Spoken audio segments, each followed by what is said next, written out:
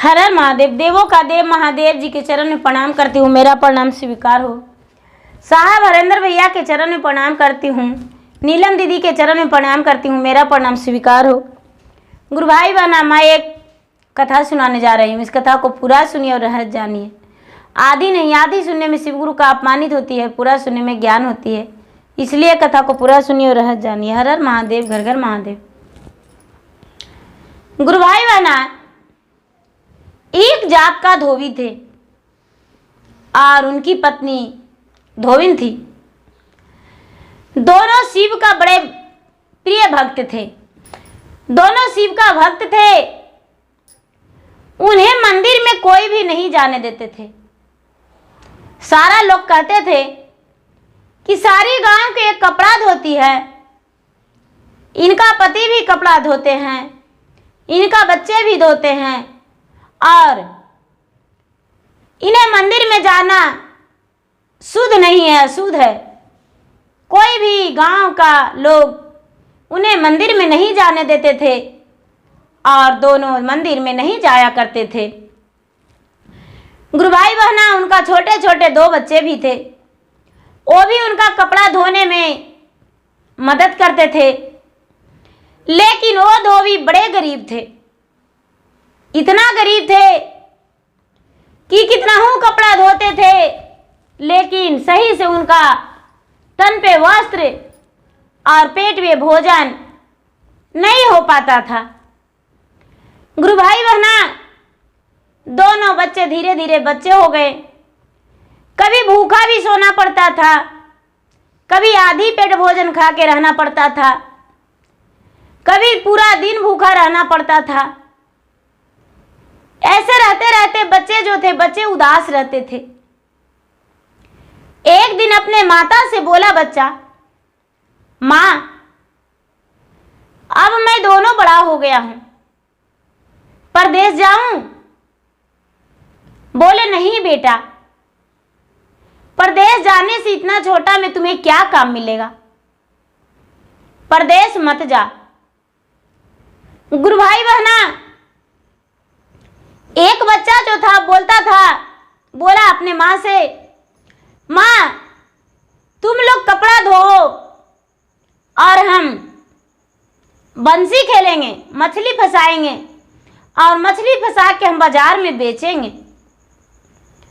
गुरु भाई बहना, जो धोबी का बड़े लड़का था, बड़ा लड़का प्रतिदिन तालाब में बंसी भीगता और बंसी भीग के मछली फंसाता और मछली फंसाकर बाजार में बेचने चला जाता था।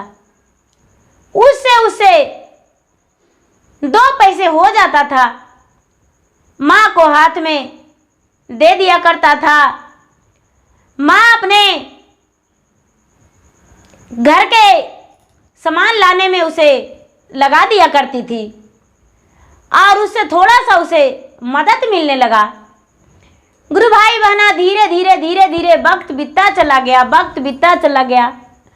एक दिन का बात है कि फिर से बोला कि माता जी अब मैं बड़ा हो गया हूं, हम बाजार में मछली थोड़ा सा बेचते हैं, थोड़ा सा पैसा होता है, हम देश प्रदेश जाएंगे और देश प्रदेश में कमा के और थोड़ा ज़्यादा पैसा हम लाएंगे। गुरु भाई बहना, बेचारी धोबिन बड़े लाचार थी, मुसीबतों की मारी थी। अपने पुत्र को बोली कि ठीक है तुम जाओ और जाकर प्रदेश में कुछ दिन बिता लेना, 4-6 महीना रह लेना और 4-6 महीना रह के और फिर वापस आ जाना। गुरु भाई बहना, दोनों बेटा धोबी का घर से निकल गया और पहले का जमाना में तो पैदल ही ज्यादा चलते थे, तो पैदल का रास्ता चलने लगा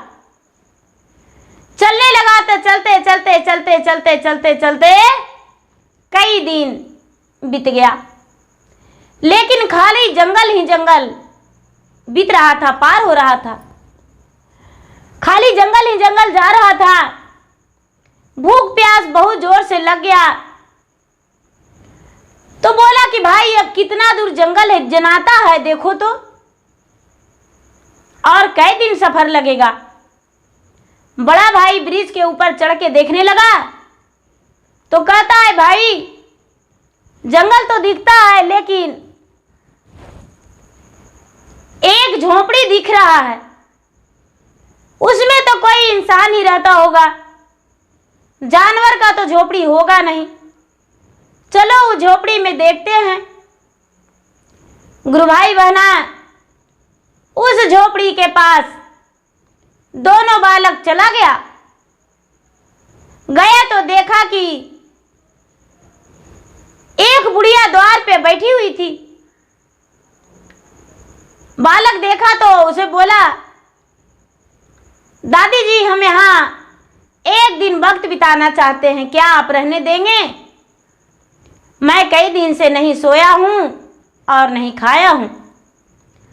जो बुढ़िया थी वो बड़े प्रेम से दोनों बच्चे को बैठा ली और बैठा के कहने लगी, बेटा एक दिन क्या तू कई दिन रह सकते हो, हम तो बिल्कुल जंगल में अकेले रहते हैं, मेरे पास तो कोई रहता भी नहीं है। बेटा रहो, बैठो, खाओ।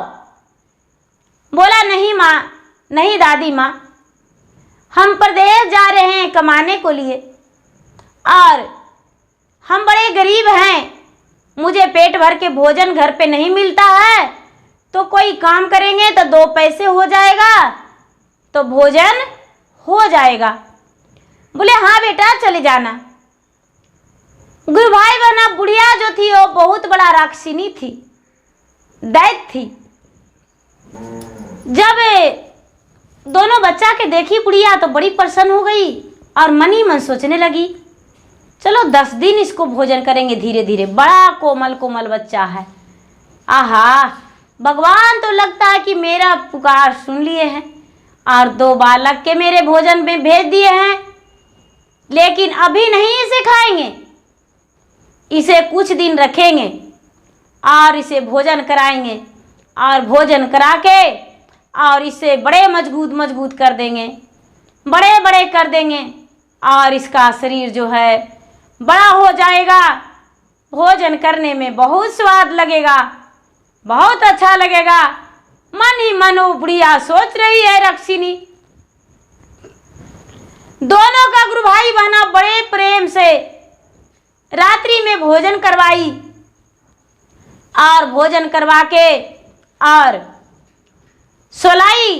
जब सवेरा हुआ तो सवेरा होते ही उसे भोजन करा के और हाथ पांव बांध के और छोड़ दिया, हाथ पांव बांध के छोड़ दिया और चली गई वन में चली गई। शाम में आई और फिर से बेटा बेटा कह के और दुलार के लाड प्यार दे के और भोजन अच्छा करवाई, अच्छा भोजन करवाई। रात भर उससे बातें की और बोली कि मैं तो तुम्हारा दादी माँ हूँ, बेटा तू इसी जगह रहना, मैं तुम्हें इसलिए रखता हूँ बेटा कि मैं तो अकेला रहता हूँ और मेरे साथ तो कोई है ही नहीं कि वो मेरे साथ बोलेगा बतियाएगा। बेटा जब 1 साल बीत जाएगा तब हम तुम्हें बहुत सारा धन देकर चलाएंगे यहाँ से। और गुरु भाई बहना बुढ़िया के पास बहुत सारा सोना चांदी रुपया पैसा पड़ा था, क्योंकि जो भी उस रास्ते से मुसाफिर जाते थे तो उसके पास जो भी धन रहता था वो बुढ़िया लेकर रखती थी और उनका खा जाती थी, इसीलिए उसके पास बहुत सारा धन भी था। गुरु भाई बहना बेचारा दोनों दिन भर सोच में रहता, आपस में बात करता, भैया मैं किस बुढ़िया के चंगुल में फंस गया हूँ, अब कैसे मेरा जीवन यहाँ से निकलेगा। मेरी माँ तो वहाँ आस लगाए बैठी होगी, मेरी माँ रोती होगी। धीरे धीरे गुरु भाई बहना 15 दिन महीना दिन बीत गया, लेकिन ए बुढ़िया नहीं छोड़ी दोनों बच्चे का। दोनों बच्चे का नहीं छोड़ी और प्रतिदिन तराजू पर तौलती कि किसका मांस ज्यादा हुआ है, कौन वजन में ज्यादा हुआ है। लेकिन दोनों भाई का वजन एक रत्ती भर नहीं बढ़ता था। बुढ़िया और अच्छा अच्छा भोजन कराती थी, लेकिन दोनों बच्चन चिंतित रहता था। इस कारण उसका वजन बढ़ने के बजाय घट जा रहा था और बुढ़िया सोचती थी कि क्या खिलाएंगे। लगता है कोई अच्छे अमीर घराना के बच्चा है, इसलिए दोनों बढ़िया बढ़िया भोजन कर रहा होगा और मेरे घर तो अच्छा भोजन मिलता ही नहीं है, इसलिए इसका मांस बढ़ नहीं रहा है। और धीरे धीरे जब 6 महीना बीत गया गुरु भाई बहना, तो माता उसको सोचती है कि अरे इतना दिन बीत गया, मेरा बेटा अभी तक तो आया नहीं। अपने पति से कहने लगी कि पति देव जी, मैं लालच में तो अपने बच्चे का भेज दिया हूं, लेकिन मेरा बच्चा तो आया ही नहीं, मैं क्या करूं। ना तो एक चिट्ठी लिखकर भेजा है और ना ही खुद का आया है। अब मेरा दिल बेचैन लग रहा है, अब मेरा जी घबरा रहा है, मुझसे रहा नहीं जा रहा है। और दोनों माता पिता अपना काम छोड़कर खोजने चले गए। गुरु भाई बहना खोजने चले गए, शहर बाजार खोजते, कहाँ मिलता बेटा। कई दिन माता पिता खोजे, लेकिन कोई अता पता नहीं चला, कोई अता पता नहीं चला। दोनों बच्चा बुढ़िया के पास में बंदी बन के रह रहा था। बुढ़िया बांध के रखती थी और बुढ़िया अपने पास कैद करके रखी थी, बुढ़िया खोलती ही नहीं थी।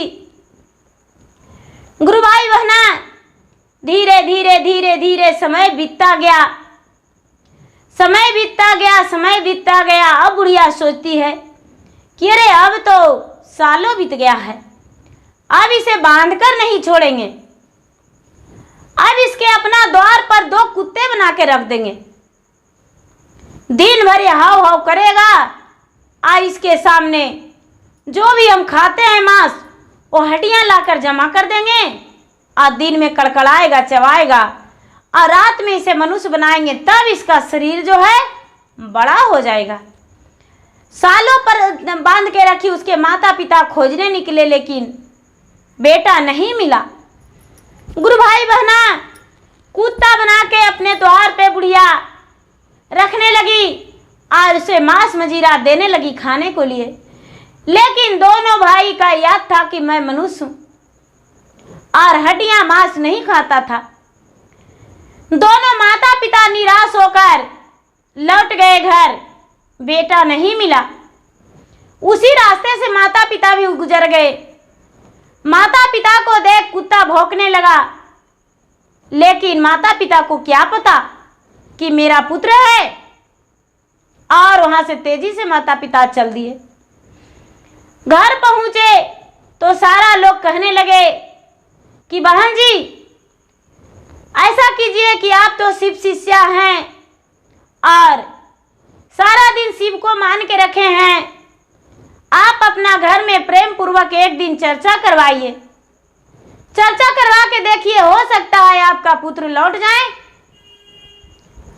ये भी बेचारा दोनों धोबी और धोबी सोचे कि ठीक कहते हैं, देखते हैं हम चर्चा करवा के, लेकिन मैं तो जात का धोबी हूं, मेरे घर कौन आएंगे। कुछ लोग बोले कि बहन जी कोई नहीं आएंगे तो हम आएंगे। अब गुरु भाई बहना देखा देखी बहुत सारे लोग उनके घर चले गए, बहुत सारे लोग चले गए और सब मिलके उनका घर में चर्चा करवाए। जब चर्चा करवाए और चर्चा किए, चर्चा में सारा लोग दया मांगे कि हे भगवान, हे महादेव, इनका पुत्र चाहे जहां भी हैं, जिस रूप से हैं, इन्हें लौटा दीजिए, इनका पुत्र वापस कर दीजिए। गुरु भाई बहना क्या किए, महादेव उसी रात में बुढ़िया के पास गए।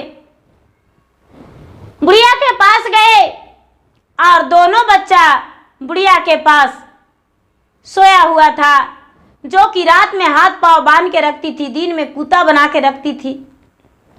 हाथ पांव बच्चे को बंधा था। बुढ़िया जानवरों को खा के आई थी, गहरी नींद में सोई थी। महादेव वहां सोए जाकर प्रकट होके बुढ़िया के हाथ पांव बांध दिए उसी रस्सी से खोलकर। बुढ़िया ने मुंह खोली तो बहुत भयानक मुंह खुला, लेकिन महादेव उसको मुंह के सहारे लगाकर रस्सी से बांध दिए। बांध के बुढ़िया के उसी जगह छोड़ दिए और दोनों बालक को उठा के खड़ा कर दिए। दोनों बालक खड़ी हो गया। महादेव स्वयं बुढ़िया के पास जो भी रुपया पैसा धन संपत्ति जेवर गहना था, बच्चन को बोले, हे पुत्र ये सब ले लो, हम महात्मा इसी जंगल के रहने वाले हैं, हम इस जंगल से तुम्हें पार कर देंगे। बच्चन ने क्या किया कि एक थैली में जो भी सोना चांदी रुपया पैसा धन था सब लेकर वहां से चल दिया और महादेव स्वयं इसे जंगल पार करने में अपने हाथ के हथेलियों पे करके मदद कर दिए। दोनों बच्चा के पता ही नहीं चला कि कब हम पार हो गए ये जंगल।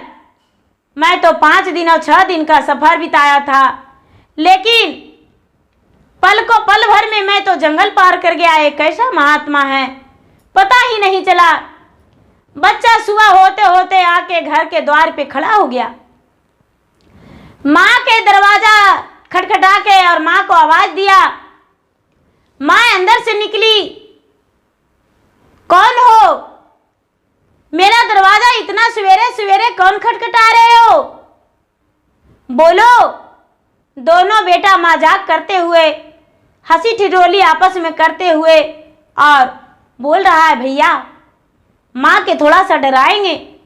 बच्चा बोलता, मैं भूत हूं। गुस्से में माँ आकर खोली दरवाजा। दोनों बेटे पर नजर पड़ा। आवाज दी अपने पति को, अजी बेटा आ गया। सारा गांव वालों के हल्ला मचाई। मैंने तो कल के दिन चर्चा करवाया, लेकिन सवेरे सवेरे मेरा बेटा आ गया। देखो मैं भगवान के मन ही मन मानता था, मैं तो मंदिर नहीं जाता था, लेकिन भगवान को मानता था। मेरा बेटा को भगवान महादेव लाकर खड़ी कर दिए। बेटा ने अपना दुख भरी बातें सुनाया सबसे। सारा लोग उसके बातें सुनकर बड़े दुखी हो गए, लेकिन जब ये बात बताया कि एक महात्मा गए और जाकर रात्रि में रस्सी खोल के और उस बुढ़िया को रासिनी को बांध दिए और मुझे यहाँ पहुंचा दिए, तो सारा लोग प्रसन्न हो गए। उस गांव में जो नहीं चर्चा में थे वो भी चर्चा में जुड़ गए और शिव का शिष्या बन गए और शिव का शिष्या बन के 3 सूत्र के पालन करने लगे। पहला सूत्र में दया मांगने लगे, दूसरा में चर्चा करने लगे और तीसरा में 108 बार नमः शिवाय नमः शिवाय नमः शिवाय नमः शिवाय जाप करने लगे। गुरु भाई बहना, और वो जो बुढ़िया थी, बुढ़िया का धीरे धीरे उसी तरह प्राण खत्म हो गया, क्योंकि राक्षिनी तो जरूर थी, लेकिन उसका हाथ पांव मुख सब बन जाने के कारण महादेव उसको स्वयं प्राण दंड दे दिए। बुढ़िया कलट कलट के वैसा ही मर गई और दोनों बच्चा आजाद हो गया। तो भगवान जिस पे अपना दया बरसा देते हैं तो वो कितना मुसीबत में रहता है, तो उसके पास भगवान मदद कर देते हैं तो मुसीबत से बाहर आ जाता है। और भगवान अपना नाम के लिए बस परेशान रहते हैं। भगवान के जो नाम जापते हैं भगवान उन पे स्वयं अपना दया बरसाते हैं। तो गुरु भाई बहना, मेरा वीडियो अच्छा लगे तो इसे लाइक कीजिए, शेयर कीजिए, सब्सक्राइब कीजिए। धन्यवाद। हर हर महादेव, घर घर महादेव। गुरु भाई बहना, मैं फेसबुक पे भी हूँ और मैं यूट्यूब पे भी हूँ। मेरा फेसबुक पे फॉलो कीजिए, लाइक कीजिए, शेयर कीजिए। धन्यवाद।